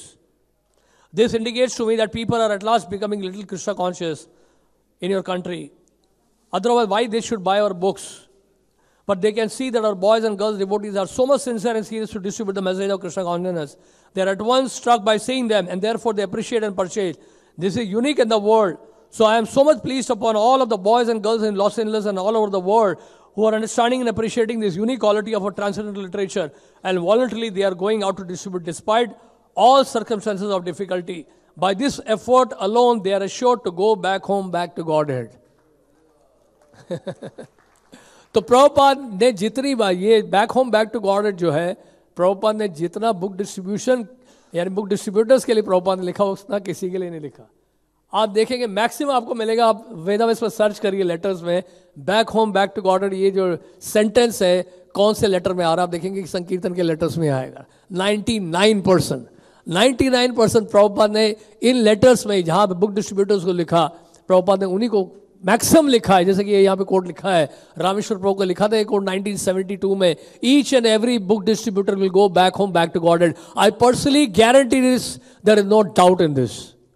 तो 1972 में प्रभुपाद ने रामेश्वर प्रभु को लिखा था, ये letter लिखा था। तो इस तरह का ये केवल एंकरेजमेंट नहीं था, प्रभुपाद जी का एक कॉन्फिडेंस था, क्योंकि ग्रंथों के वितरण से क्या होगा, श्रील भक्ति सिद्धांत से ठाकुर खुश होंगे। प्रभुपाद जी जानते थे, इसलिए प्रभुपाद ने एक लेटर में ये लिखा कि मैं तो आप लोगों से प्रसन्न ही हूँ, लेकिन आपको बताना चाहता हूँ कि मेरे गुरु महाराज श्रील भक्ति सिद्धांत ठाकुर हजारों गुना ज़्यादा आपसे खुश हैं और वो हजारों गुना ज़्यादा ब्लेसिंग्स आपको देंगे क्योंकि आप ग्रंथों का वितरण कर रहे हैं। तो कहने का मतलब है इस आदेश से क्या होगा, ना ही आपके गुरु खुश होंगे, पूरी गुरु परंपरा आपसे खुश होगी, क्योंकि ये पूरे गुरु परंपरा का आदेश है ग्रंथों का वितरण करना। इसलिए ठाकुर भक्ति ने जिन्होंने 1896 में पहली बार ग्रंथों को भेजा था विश्व के बड़े बड़े पुस्तकालयों में, और वो आदेश उन्होंने श्रील भक्ति सिद्धांत ठाकुर को दिया और वही आदेश उन्होंने श्रील प्रभुपाद को दिया, और वही आदेश हमें परंपरा के माध्यम से आज हमें मिल रहा है। इसलिए हमारा परम कर्तव्य है कि हम इन ग्रंथों के वितरण में उत्साहित होकर लग जाएं, क्योंकि इसी के द्वारा हम लोग गुरु परंपरा को प्रसन्न कर पाएंगे। हम कुछ आपको स्कोर्स पढ़ के सुनाना चाहते हैं। ये गोपी भाव प्रभु का जो टीम है बहुत उत्साहित है, लगभग 40 उसमें भक्त हैं और कई जगह पर जाके ग्रंथों का वितरण कर रहे हैं। विशेष तौर से रायपुर में ये ग्रंथों का वितरण कर रहे हैं और अभी तक इन्होंने 23,000 भगवद गीता का वितरण कर दिया है on road. Bhagavad Gita Hindi, Bhagavad Gita English, Bhagavad Gita other languages 23,000 Gita उन्होंने डिस्ट्रीब्यूट कर दिया है। और कृष्णा हिंदी और Krishna English book 5,000 books distribute कर दिए हैं। Srimad Bhagavatam first canto, Srimad Bhagavatam full set 2,000 distribute कर दिए हैं चेतन चरतामृत के साथ। और टोटल बुक्स उन्होंने डिस्ट्रीब्यूट किया ऑन रोड 30,000 बुक्स। और फिर आनंद निताई प्रभु का टीम जो कि जम्मू गए हुए थे और बहुत छुप के वहाँ पे कर रहे हैं क्योंकि लोकली वहाँ पे थोड़ा ऑब्जेक्शन है, तो उन्होंने बड़ा ही अच्छा प्लान बनाया है, वो वहाँ पे भी कर रहे हैं। और उनका टीम का स्कोर है 6,400 Bhagavad Gita Hindi, 400 Bhagavad Gita English, 900 Hindi Krishna books and 100 English Krishna books. First canto Hindi Bhagavatam 48, first canto Bhagavatam English 2। और Madhusundar Prabhu and team total number of books अभी तक उन्होंने बांट दिए हैं 25,000। मधुसुंदर प्रभु का टीम अभी हैदराबाद में है। तो ये सब ऑन रोड बुक डिस्ट्रीब्यूशन है तो अभी ये तो हमारी सेना है जो दिल्ली से बाहर है, और अब आप सेना भी है हमारी सेना में है जो दिल्ली के अंदर है। तो आपके ऊपर बहुत बड़ी जिम्मेदारी है कि पिछली बार लगभग 3,000 भक्तों ने ग्रंथों का वितरण किया था दिल्ली में। 3,000 भक्तों को हमने सर्टिफिकेट्स प्राइज दिए थे पिछली बार। तो हम ये कहना चाह रहे हैं कि बुक डिस्ट्रीब्यूशन अगर आप बढ़ाना चाहते हैं, इंक्रीज करना चाहते हैं, उसका सबसे आसान तरीका ये है अधिक से अधिक लोगों को हम ग्रंथों के वितरण में जोड़ें और अधिक से अधिक लोगों को अप्रोच करें। ये 2 सीक्रेट्स, और कोई सीक्रेट नहीं है। कई तरह के भक्त प्रश्न पूछते हैं। कई बोलते हैं कि प्रभु जी जो है इसका प्राइस नहीं दिया हुआ है, किताब में प्राइस लिस्ट नहीं है, प्राइस नहीं दिया हुआ है, किताब का कॉस्ट नहीं पता चल रहा है। कई बोलते हैं ये जो किताब जो है बहुत महंगी है, नहीं। और कई तरह के प्रश्न लोग पूछते रहते हैं बुक डिस्ट्रीब्यूशन से रिलेटेड। लेकिन एक चीज़ का आप ध्यान रखिएगा कि ये भारत देश है और देश की आबादी करीब कितनी हो गई है? 125 करोड़। 125 करोड़ से ऊपर देश की आबादी है। अगर एक व्यक्ति आपको ऐसा बोल रहा है तो क्या समस्या है? फिर भी आपके पास कितने लोग बचे हैं? करोड़ों करोड़ों लोग बचे हैं। दूसरा व्यक्ति बोलता है कि नहीं ये बहुत महंगी है, तो तीसरे व्यक्ति के पास जाइए। चौथा व्यक्ति कुछ बोलता है तो पांचवें व्यक्ति के पास जाइए। अगर एक व्यक्ति नहीं लेता तो 10 लोग सामने खड़े उनके पास जाइए। आप टारगेट बनाइए, ये टारगेट मत बनाइए कि मुझे कितनी किताबें बांटनी है। आप ये टारगेट बनाइए कि मुझे इतने लोगों से मिलना है आज। सिंपल आपको फॉर्मूला बताते हैं बुक डिस्ट्रीब्यूशन का। जितने अधिक लोगों से आप मिलेंगे उतने अधिक संभावना हो जाएगी ग्रंथों का वितरण करने। जितने कम लोगों से मिलेंगे उतनी कम संख्या में ग्रंथ बटेंगे, राइट। तो कहने का मतलब ये है ठंड का मौसम जरूर है लेकिन रजाई में घुसने का समय नहीं है। तो आप अधिक से अधिक लोगों से मिलिए। सैटरडे संडे आपके पास है दिन, ये छुट्टी का दिन होता है आपके पास। आप मार्क करिए आज के दिन, आज सुबह से प्रसाद लेने के बाद रात के 8-9 बजे तक मैं कितने लोगों से मिलूंगा। Simple formula. ऑटोमेटिकली देखिए आपके अंदर उत्साह आ जाएगा, मुझे लोगों से मिलना है। आप डिस्ट्रीब्यूशन की चिंता मत करिए, लोगों से मिलिए आप और उनको बताइए बुक्स के बारे में, दैट्स ऑल। आप विदेशों में जाएंगे, बड़े बड़ी जो कंट्रीज हैं जहां पे बहुत रिस्ट्रिक्शन भी है सड़कों में जाना, और दूसरा वहां पे बहुत ठंड भी पड़ती है। हाँ, जैसे कि मॉस्को में भी -10 डिग्री चल रहा है टेम्परेचर। मंगोलिया में भी टेम्परेचर चल रहा है -40 डिग्री सेल्सियस तो वहां तो बाहर निकलना ही बड़ा मुश्किल है। डिस्ट्रीब्यूशन तो बाद में करेंगे आप। और अगर आप 1-2 लोगों से मिल भी गए तो हो सकता है कि अगले 5-6-10 किलोमीटर तक कोई व्यक्ति नजर नहीं आएगा, सड़कें खाली मिलेंगी, बांटेंगे किसको किताब? तो वो पॉपुलेशन की समस्या, आबादी की समस्या देश में नहीं है। तो इसलिए महाप्रभु ने कहा भारत भूमि ते होले मनुष्य जन्म जार, जन्म सार्थक कोरी कर परोपकार। जिसने भारत भूमि में जन्म लिया है उसको अपना जन्म सार्थक बनाना चाहिए और फिर करोड़ों करोड़ लोगों तक पहुंचना चाहिए, उनका उद्धार करना चाहिए, परोपकार का कार्य करना चाहिए। तो ये आपको जो है मौका दे रहे आप, जो दिया है प्रभुपाद जी ने, ये बहुत ही ज़्यादा। इसलिए प्रभुपाद जब हवाई गए थे एक बार, तो हवाई में आम बड़े अच्छे लगते हैं, आम बहुत अच्छे निकलते हैं वहाँ पे गर्मियों के मौसम में। और प्रभुपाद जी वहाँ जाया करते थे, वहाँ पे क्योंकि ज़्यादा पीसफुल भी था एनवायरनमेंट, तो प्रभुपाद चाहते थे हवाई में रहकर मैं बुक ट्रांसलेट करूँगा। वहाँ का वेदर भी बड़ा अच्छा लगा प्रभुपाद को, और वहाँ आम भी बड़े अच्छे लगे। प्रभुपाद को आम बहुत अच्छे लगते थे, मैंगोज बहुत अच्छे लगते थे। और तो ठंड का जब मौसम शुरू होने लगा तो प्रभुपाद को प्रीचिंग एंगेजमेंट्स, प्रभुपाद ने सोचा कि अब मैं जाना चाहता हूँ रशिया, यूरोप वगैरह। तो भक्तों ने बहुत प्रार्थना की, प्रभुपाद को कहा कि नहीं प्रभुपाद आप मत जाइए प्लीज़, आप रुकिए। प्रभुपाद को बहुत फोर्स कर रहे थे रुकने के लिए, प्रभुपाद मना कर रहे थे, नहीं नहीं मुझे जाना है, लेकिन प्रभुपाद ने फिर आखिर में बोल दिया, you can not stop your spiritual master. Grave होके बोला था, वो लोग चुप हो गए। फिर प्रभुपाद ने एक बात और बोली कि preaching in the snow of Russia is much more sweeter than the mangoes of हवाई। इसलिए आम खाना जो है वो जीवन का लक्ष्य नहीं है। हमारे जीवन का लक्ष्य क्या है? कृष्ण भावना भावित होना। तो इसलिए प्रभुपाद रशिया जाने के लिए तैयार हो गए। आप जानते हैं रशिया जब गए थे प्रभुपाद 71 में, और वहाँ पे रशिया में कम्युनिस्ट कंट्री था और बहुत ठंड पड़ रही थी वहाँ पे। श्याम सुंदर प्रभु को बोला मुझे वीज़ा दिलाओ, मैं जाना चाहता हूँ रशिया। उन्होंने कहा कि प्रभुपाद रशिया में बहुत डिफिकल्ट सिचुएशन है, कम्युनिस्ट कंट्री है, वहाँ पे हमारी एंट्री नहीं हो सकती है इन कपड़ों के साथ और इन ग्रंथों के साथ। प्रभुपाद ने कहा नहीं मुझे जाना है। प्रभुपाद जब चले गए रशिया तो मॉस्को एयरपोर्ट जब पहुँचे वहाँ कस्टम्स वालों ने पकड़ लिया। प्रभुपाद के हाथ में भगवत गीता देखी और भगवत गीता देखे उनको लगा कि ये कुछ रिलीजियस बुक है, तो अपने सीनियर ऑफिसर को बुलाया, कस्टम ऑफिसर को, तो उसको दिखाया कि ये किताब लेके आए हैं यहाँ पे। तो रशियन लैंग्वेज में किताब थी, तो समझ गए थे क्या लिखा है उसमें। रशियन लैंग्वेज में, सॉरी इंग्लिश में थी वो किताब, तो रशियन लैंग्वेज तो छपी नहीं थी अभी तो किताब, तो इंग्लिश में भगवत गीता थी। तो वो जो सीनियर ऑफिसर था उसने कहा कि वृद्ध व्यक्ति हैं, बूढ़े व्यक्ति हैं, जाने दो। तो रशिया में पहली बार 71 में प्रभुपाद लैंड किए थे, उनके चरण पड़े मॉस्को में, और वहाँ पे एक जब गेस्ट हाउस में रहने लगे, वहाँ पे खाने पीने की कोई व्यवस्था नहीं थी। श्याम सुंदर प्रभु बहुत दूर जाके प्रभुपाद जी के दूध लेकर आए थे और पहले वहाँ रशियन व्यक्ति को मिले, प्रभुपाद उनको प्रीच किया और हफ्ते भर के अंदर जो है प्रभुपाद उनको दीक्षा भी दे दी, एक हफ्ते के अंदर। और प्रभुपाद ने का नाम रखा अनंत शांति प्रभु। तो अनंत शांति प्रभु बहुत कन्विंस हुए प्रभुपाद से, और प्रभुपाद ने उनको कहा कि आप क्या भगवत गीता का अनुवाद रशियन लैंग्वेज में कर सकते हैं। तो अनंत शांति प्रभु पहले वो डिवोटी है जिन्होंने रशियन लैंग्वेज में प्रभुपाद जी की गीता का अनुवाद किया। और आज देखिए कितना बड़ा चमत्कार हुआ। 1980s, ये 70s की बात है, 74-75 की बात है, जब हमारे गुरु महाराज को श्रील प्रभुपाद ने, श्री गोपाल कृष्ण गोस्वामी महाराज को प्रभुपाद ने बुलाया कि I want you to go to Russia and distribute books there, you please promote my books.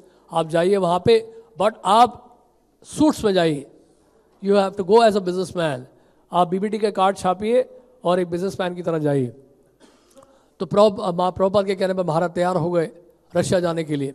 तो उस समय रशिया के जीबीसी थे हरिकेश प्रभु।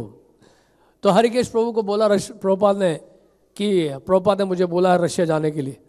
तो हरिकेश प्रभु बहुत चिंता में पड़ गए। उन्होंने कहा कि रशिया तो अभी जाने की जगह ही नहीं है, कम्युनिस्ट कंट्री है, वहाँ पे प्रीचिंग इतना आसान नहीं है। उन्होंने जाके प्रभुपाद को बोला कि प्रभुपाद अभी वहाँ जाना ठीक नहीं है, रशिया वहाँ पे बहुत समस्याएं हैं, प्रीचिंग बहुत टफ है, वहाँ पे कम्युनिस्ट कंट्री है वगैरह वगैरह, वो बोलने लगे। तो प्रभुपाद ने उनको बोला, हरिकेश प्रभु को बोला, Harikesh you preach in Russia, let him do the business.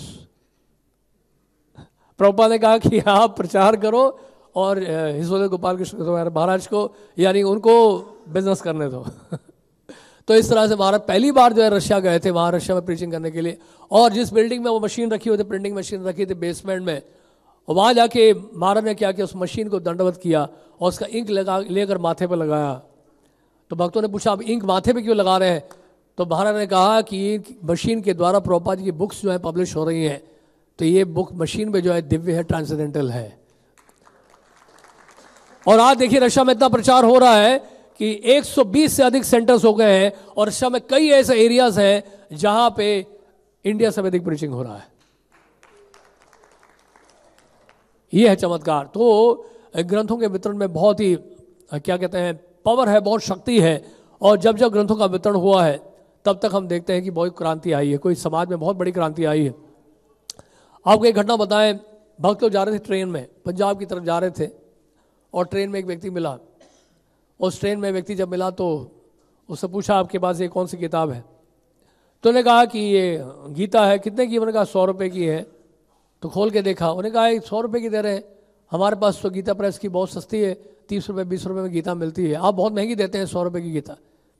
100 रुपये की गीता क्यों? 100 रुपये क्यों है? हमें तो 50 रुपये मिली थी इसी साइज़ की गीता। तो भक्त ने विचार किया क्या कहूँ मैं। तो भक्त ने वो किताब खोली और दिखाए श्लोक। ये देखते हैं श्लोक है, लिखा है संस्कृत में, और उसका अनुवाद लिखा है। ये अनुवाद करने के 50 रुपये है।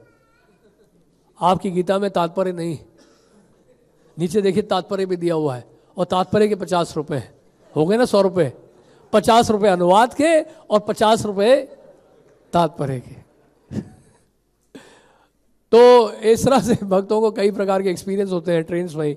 तो एक बार सायंकाल का वक्त था, हमारे इंडियन ट्रेन में आप देखा होगा कि लाइट बहुत कम होती है ट्रेन के अंदर, खासकर जब लाइट जलती है तो बहुत धीमी धीमी रोशनी होती है। तो एक व्यक्ति ने पूछा, भक्त लोग जो ग्रंथ बांट रहे थे, तो भक्तों से पूछा कि आप ग्रंथ बांट रहे हैं, आपके पास कोई गीता है जिसमें कथाएं हों?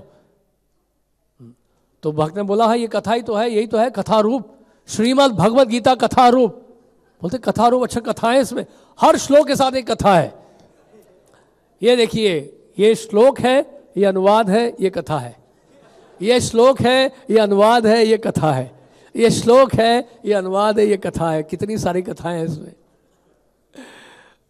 तो भगवान बुद्धि देते हैं भक्तों को। तेषाम सततयुक्तानां भजतां प्रीतिपूर्वकम ददामि बुद्धि योगम तम येन मापयान्ति। अब जैसे वृंदाकुंड प्रभु हैं, प्रयास कर रहे थे, जैसे वसुंधर प्रभु का हमने स्कोर बताया, वृंदाकुंड प्रभु को एक ही व्यक्ति ने सड़क में, जानते कितने दिए? कितनी गीता खरीदी? 500 भगवद गीता खरीद ली, और उसी समय स्वाइप मशीन के द्वारा वो ट्रांसफर पे कर दिया। यानी कि 50,000 छोटी बुक्स, छोटी गीता जो 100 रुपये वाली, 50,000 रुपीज़ की गीता उन्होंने डिस्ट्रीब्यूट कर दी एक ही व्यक्ति को सड़क पे।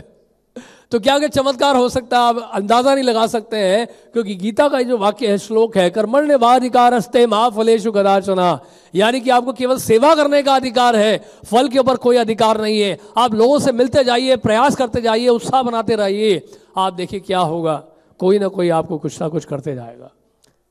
हमें सिर्फ प्रयास करना है, केवल नहीं। हम नहीं जानते कि कौन क्या करने वाला है, इसलिए भगवान ने अर्जुन को क्या बोला? निमित्त मात्र भव सव्यसाचिन। आपको केवल निमित्त मात्र बनना है। आप सब 5 पांडवों के अतिरिक्त सबके सब मारे जाएंगे। विजय किसकी होगी? पांडवों की होगी। इसलिए संजय ने क्या बोला? जहां भगवान कृष्ण है और धनुर्धर अर्जुन है, वहां पर विजय है, अलौकिक शक्ति है, वहां नीति है, वहां ऐश्वर्य है। इसलिए निश्चित रूप से आपकी विजय होगी। लेकिन आपको अर्जुन की तरह क्या करना होगा? कृष्ण को सारथी बनाना होगा। और सारथी कब कृष्ण बनेंगे? जब हम प्रचार के कार्य में लगे। जब जब आप प्रचार करेंगे तब तक कृष्ण आपके सारथी बनते हैं। ये हमने कह रहे, श्रील भक्ति सिद्धांत ठाकुर ने कहा कि सख्यम जो भक्ति का एक अंग है, नवदा भक्ति का अंग है, सख्यम को हम जैसे साधक अपने जीवन में कैसे उतार सकते हैं? वो कहते हैं जब जब भक्त प्रचार में जाते हैं तो भगवान उनके मित्र बन जाते हैं, यानी कि आपके सारथी बन जाएंगे। और जिस गाड़ी में जाएंगे वो गाड़ी ही आपका रथ है, और उसमें बैठ के जब जाएंगे तो अर्जुन की तरह, लेकिन आपको प्रयास करना पड़ेगी, चेष्टा करनी पड़ेगी। अर्जुन की तरह आपको भी बाण चलाना पड़ेगा ग्रंथों का। और ये ग्रंथ जो शस्त्र के समान है, अस्त्र के समान है, उन बद्ध जीवात्माओं के ऊपर आपको फेंकना होगा, वो देना होगा। निश्चित रूप से आपकी फिर विजय होगी, जिस तरह से अर्जुन की विजय हुई। दुर्योधन की विजय नहीं हुई थी। आपके हाथ में भगवत गीता है, याद रखिएगा। आपके हाथ में जब भगवत गीता है तो स्वयं साक्षात कृष्ण आपके साथ में है, अब अकेले नहीं है। अब मार्केटिंग जो है भौतिक जगत का मार्केटिंग नहीं है, ये भौतिक जगत का सेल्समैनशिप नहीं है, ये आध्यात्मिक जगत का है। क्योंकि ये ग्रंथों का वितरण है, ये ग्रंथों को बेचना नहीं है। हम ज्ञान का वितरण कर रहे हैं। इसलिए भगवान कृष्ण ने उद्धव जी को कहा कि सबसे उत्तम कोटि की दक्षिणा क्या है जो शिष्य गुरु को दे सकता है? दक्षिणा ज्ञान संदेशा, यानी कि शिष्य जो ज्ञान प्राप्त करता है गुरु से, उस ज्ञान का जब वो वितरण करता है, वो सबसे उत्तम कोटि की दक्षिणा है। तो ये ज्ञान का वितरण करना जरूरी है, बहुत जरूरी, इसीलिए बहुत जरूरी है।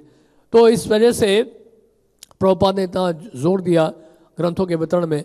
लेकिन कई लोग ऐसे भी होंगे जो शायद कृष्ण भावना को नहीं अपनाएंगे, जो कृष्ण कॉन्शियसनेस को नहीं अपनाएंगे, और साफ मनाही कर देंगे, आपको इनकारी कर देंगे। जैसे एक बार एक बड़ा ही क्रिटिकल व्यक्ति था, वो प्रभुपाद से मिला था, उससे कहा कि अगर समाज में हर व्यक्ति कृष्ण भावना भावित हो जाए तो समाज कैसे चलेगा, शहर कैसे चलेगा, देश कैसे चलेगा, ये कंट्री कैसे चलेगा, गवर्नमेंट कैसे चलेगा, हम खाएंगे पिएंगे कैसे अगर सब लोग केवल चैंटिंग करते रहेंगे। तो प्रभुपाद ने जानते क्या बोला उनको? प्रभुपाद ने कहा there will always be fools like you wanting to Krishna consciousness. तुम्हारे जैसे मूर्ख हमेशा रहेंगे जो कृष्ण भावना को स्वीकार नहीं करेंगे। नहीं तो उनकी चिंता मत करिए आप, समाज तो वैसे ही चल जाएगा, लेकिन कृष्ण भावना भावित बनाने वाले लोग बहुत कम है संसार में, ये याद रखिएगा। इसलिए आप इन ग्रंथों के वितरण को जोर शोर से आप करने का प्रयास करें। प्रभुपाद ने बहुत शक्ति दी है। ये बस सोचेगा कि हमारे पास ज्ञान नहीं है, हमारे पास कुछ नहीं। 11 महीने आपको दे दिए ज्ञान अर्जित करने के लिए। अगर 11 महीने में आपने ग्रंथों को नहीं पढ़ा तो आपकी गलती, हमारी गलती नहीं। इसलिए प्रेशर की बड़ी आवश्यकता है। हम हर बार बताते हैं, आज भी बताएंगे, हर बार बताएंगे, प्रेशर बहुत जरूरी है हमारे लिए कृष्ण भावना में। जितना अधिक प्रेशर होगा उतना अधिक कृष्ण भावना भावित रहेंगे। जैसे कि आपके बहुत प्रेशर है, ऑफिस का प्रेशर है, बॉस का प्रेशर है, फैमिली का प्रेशर है, वाइफ का प्रेशर है, बच्चों का प्रेशर है, सोसाइटी का प्रेशर है, रिलेटिव्स का प्रेशर है, कहाँ कहाँ प्रेशर नहीं है, आपका फाइनेंस का प्रेशर है, होता है कि नहीं? अगले महीने घर का किराया कैसे देंगे, अगले महीने जो गाड़ी का लोन कैसे चुकाएंगे, प्रेशर रहता है कि नहीं? नहीं तो बाउंसर्स आ जाएंगे आपके घर में, बाउंस करते हुए आ जाएंगे, आपको भी बाउंस कर देंगे वो। तो कितना भय, कितना डर रहता है, कितना प्रेशर रहता है। और जब इस्कॉन के मंदिरों में आते हैं तो यहाँ भी प्रेशर डालते हैं, ग्रंथों का वितरण करिए, ग्रंथों का वितरण करिए, ग्रंथों का वितरण करिए। तो हर जगह से प्रेशर ही प्रेशर है। हम तो ये कहते हैं, देखिए चावल जो है प्रेशर कुकर में ही पकता है। चावल जिस तरह से प्रेशर कुकर में पकता है, उसी तरह से हम भी जब तक प्रेशर में नहीं होंगे, हमारे कृष्णा कॉन्शियस नहीं पकेगा। तो पकने का मतलब क्या है कि कृष्णा कॉन्शियस में हमें एडवांस अगर करना है, अगर आगे बढ़ना है, तो इस तरह की जिम्मेदारियों को हमें स्वीकार करना। जैसे कि हमारे विवेक बिंद्रा जी कहते हैं, जिम्मेदारी हमें क्या करना चाहिए? देनी नहीं है, जिम्मेदारी हमें लेनी चाहिए। जितनी जिम्मेदारी हम लेंगे, उसको देकर और लोग भी जिम्मेदारी लेंगे। इसलिए खासकर जो लीडर्स हैं, खासकर जो सीनियर्स हैं, उनकी जिम्मेदारी सबसे बड़ी है कि वो लीड करें ग्रंथों के वितरण में और उत्साहित करें लोगों को, खुद भी करें और दूसरों को भी उत्साहित करें, तभी ये परंपरा आगे बढ़ेगी, नहीं तो नहीं बढ़ेगी। तो इस प्रकार कई सारी सेवाएं होती हैं जिसमें हमारा मन नहीं लगता है, लेकिन फिर भी हमें करना पड़ता है, नहीं, क्योंकि हमें पता होना चाहिए कि इस सेवा के द्वारा लाभ हमें मिलेगा, इससे हम लोग कृष्ण भावना भावित होंगे। लेकिन जो भी सेवा हम लोग करें, याद रखिएगा, वो हृदय से करें, मन से करें, जबरदस्ती में आगे ना करें। अगर मन नहीं है तो ऐसे लोगों के साथ जाइए जिनका मन लगा हुआ है, तो धीरे धीरे आपका भी मन लगेगा। उन भक्तों के साथ जाइए, उत्साहित हैं, जो इनका मन लगा हुआ, जो कृष्णा कॉन्शियस हैं, जो कृष्ण भावना भावित हैं, जो ग्रंथों के वितरण में उत्साहित रहते हैं, उन भक्तों के साथ आप जाना शुरू करिए। फिर देखिए आपके अंदर कैसा उत्साह आता है। नहीं, जैसे हमारे जय नारायण प्रभु हैं, देखिए बेस भी चला रहे हैं, घर भी चला रहे हैं, जॉब भी कर रहे हैं, जाते हैं कहाँ से? ग्रेटर नोएडा से गुड़गांव जाते हैं। तालियां बजाइए इनके लिए। ग्रेटर नोएडा से जाते हैं गुड़गांव जॉब करने के लिए, उसके बावजूद भी ग्रंथों का वितरण करते हैं। सुबह सुबह निकल जाते हैं 6:30 बजे। अब मैंने पूछा था कितने बजे जाते हैं ऑफिस, तो 6:30 बजे वो निकलना पड़ता है। 6:30 बजे ग्रेटर नोएडा से जाते हैं और वापस पता नहीं कितने बजे आते हैं ऑफिस से, कब वापस आते हैं? 8 बजे, 8 बजे, 8:30 बजे, कई बार तो आते भी नहीं है, है ना। और उसके बाद फिर ग्रंथों का वितरण भी करते हैं। सोच के देखिए क्या तपस्या है इनके जीवन में। फिर से तालियां बजाइए इनके लिए। और जिनके प्रोटोटाइप है, जिनके डुप्लीकेट है, इस ग्रेस अजन्मा कृष्ण, वो भी किसी से कम नहीं है, क्योंकि वो ऐसा कर रहे हैं तभी ऐसा कर रहे हैं। इसलिए हमने बताया ना, what ever a great man performs common man follow. ये तो कॉमन मैन नहीं है, तो डिवोटी है। तो इस तरह से क्या है कि जब भक्त लोग इस तरह से प्रयास करते हैं, मेहनत करते हैं, तो ऑटोमेटिकली भक्त लोग जो है एक्टिवेट हो जाते हैं। तो आप सबके ऊपर बड़ी जिम्मेदारी है। इस बार ग्रंथों का वितरण बहुत स्लो चल रहा है पिछले साल के मुकाबले। एक तो कार्तिक भी लेट हो गया, लेकिन कार्तिक लेट हो गया इसका मतलब यह है कि बहुत एनर्जी आपके पास है, उस एनर्जी का पूरा लाभ उठाइए संकीर्तन के लिए, मैराथन के लिए। ग्रंथों के वितरण में आप सब उत्साहित होकर भाग लीजिएगा। प्लीज़ आप बुक्स लेकर जाइए। समय हमारे पास बहुत कम है। आज 16 तारीख हो गया दिसंबर, हमें 31 दिसंबर तक सारी किताबें फिनिश करनी है, ये टारगेट लीजिए, राइट। तो आप इसी के सर्वप्रिया प्रभु हैं। देखिए ये बेसिस के कितने सारे बेसिस चला रहे हैं यहाँ पे, नहीं, इनका भी अपना कंग्रीगेशन भी है, 2000 लोगों का कंग्रीगेशन है, और कितने बहुत सारे यूथ्स भी हैं इनके पास, इसलिए इनका एनर्जी लेवल हमेशा हाई रहता है। तो सर्वप्रिया प्रभु काफ़ी पुश कर रहे हैं ग्रंथों के वितरण के लिए, खुद भी जाते हैं और दूसरों को भी पुश करते हैं। जानवा अवधूत प्रभु हैं, ये भी बेसिस पे जाके काफ़ी लोगों को पुश कर रहे हैं और काफ़ी इंस्पायर कर रहे हैं भक्तों को, सभी कर रहे हैं। हमारे स्कूल प्रीचिंग में लगे हुए अजीत गोविंद प्रभु, और क्या नाम उनका, आपका नाम भूल गया यार मैं, सॉरी, है, हाँ, राजेंद्र हरि प्रभु हैं, अजीत गोविंद प्रभु हैं, जो स्कूल में बुक डिस्ट्रीब्यूशन कर रहे हैं। कुछ दिन की छुट्टियों के लिए जरूर गए थे हमारे अजीत गोविंद प्रभु, लेकिन वापस आ गए। उनकी छुट्टियाँ पूरी हो गई है, तो वो प्रयास कर रहे हैं, क्योंकि हमारा म्यूजियम भी बंद था रिनोवेशन की वजह से, लेकिन हमें पता चला शायद आज या कल म्यूजियम फिर से खुलने वाला है। और आपसे से प्रार्थना है अजीत गोविंद प्रभु और आप जो है प्लीज़ स्कूल के बच्चों को फिर से लेकर आइए, क्योंकि हर साल इस म्यूजियम के माध्यम से, आपको शायद नहीं पता है, हर साल इस म्यूजियम के माध्यम से कम 10 से 15 हज़ार गीता का वितरण होता है दिसंबर के महीने में। तो हमें लगा भाई क्या हो गया इस बार, तो किसी को आना था और किसी को लाना था कुछ, तो वो हुआ नहीं, लेकिन जो होगा वो बाद में होगा। तो समारोह अब ये महीना फिर से खाली हो गया म्यूजियम में बच्चों को लाने का। आप सबसे रिक्वेस्ट है, खासकर जो अजीत गोविंद है और जो स्कूल में प्रीचिंग कर रहे हैं, बच्चों को लेके आए, म्यूजियम दिखाएं, दर्शन कराएं, प्रसाद खिलाएं, और साथ में क्या दें? भगवत गीता दें। ठीक है, तो ये आप प्लीज़ प्रयास करिए, आप सबसे रिक्वेस्ट है, आप सबसे प्रार्थना। कोई प्रश्न है तो आप पूछ सकते हैं। हरे कृष्ण।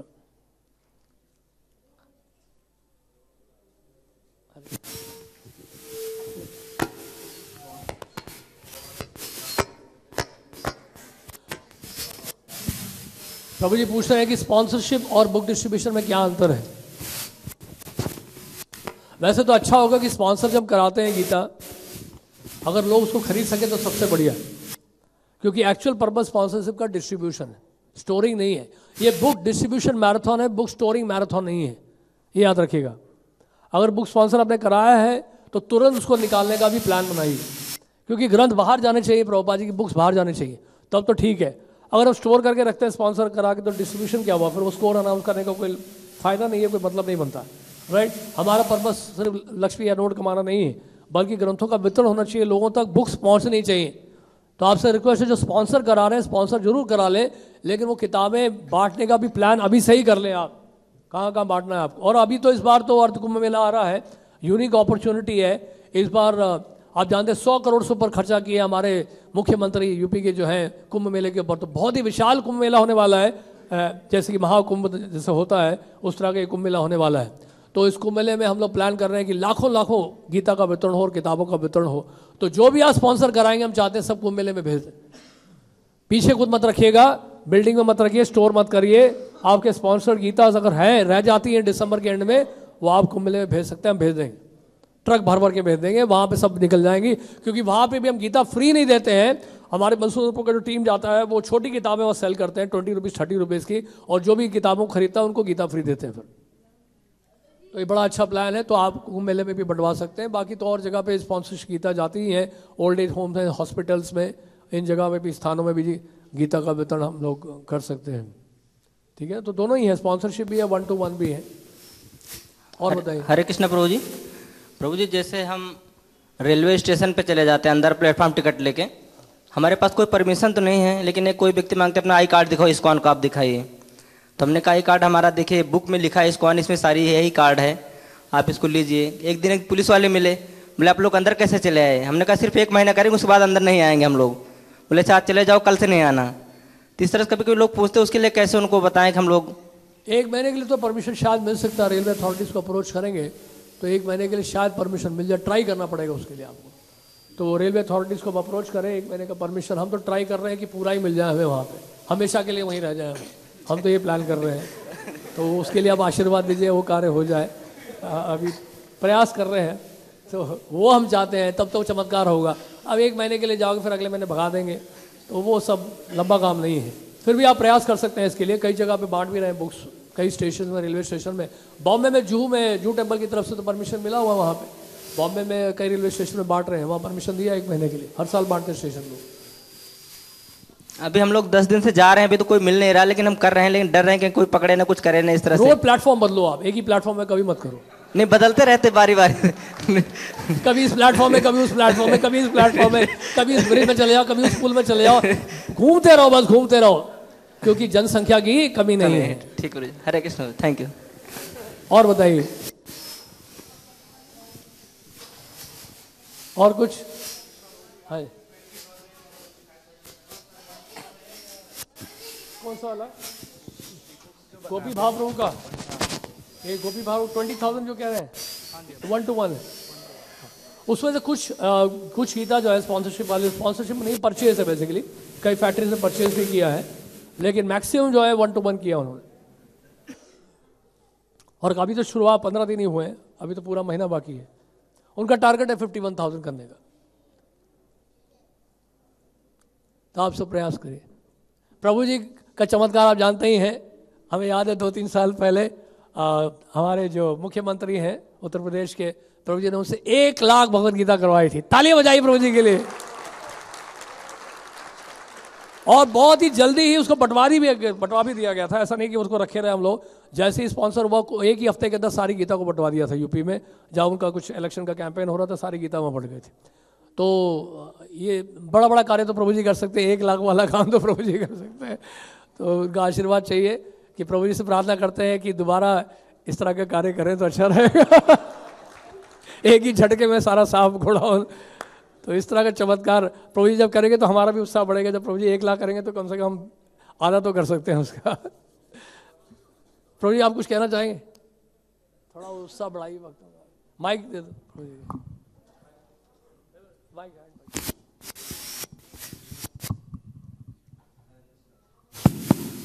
तो आप जानते हैं कि सबसे ज़्यादा स्ट्रगल प्रभुपाद जी ने दिल्ली में किया था।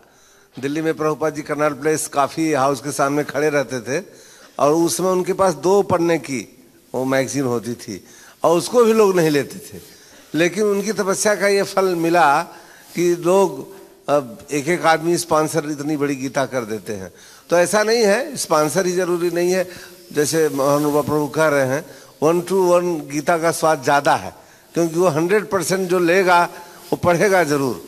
इसलिए आप लोग 1 महीने के लिए अपने आप को स्थित प्रज्ञ बना दीजिए कि इस बार हमारा बस यही ध्येय है, जैसे भी जितना भी समय मिलता है उसको उपयोग कीजिए Bhagavad Gita as it is यथारूप देने के लिए। यही हम राधा पाल सारथी से प्रार्थना करते हैं कि आप ज़्यादा से ज़्यादा इसमें सफलता प्राप्त करें। हरे कृष्ण।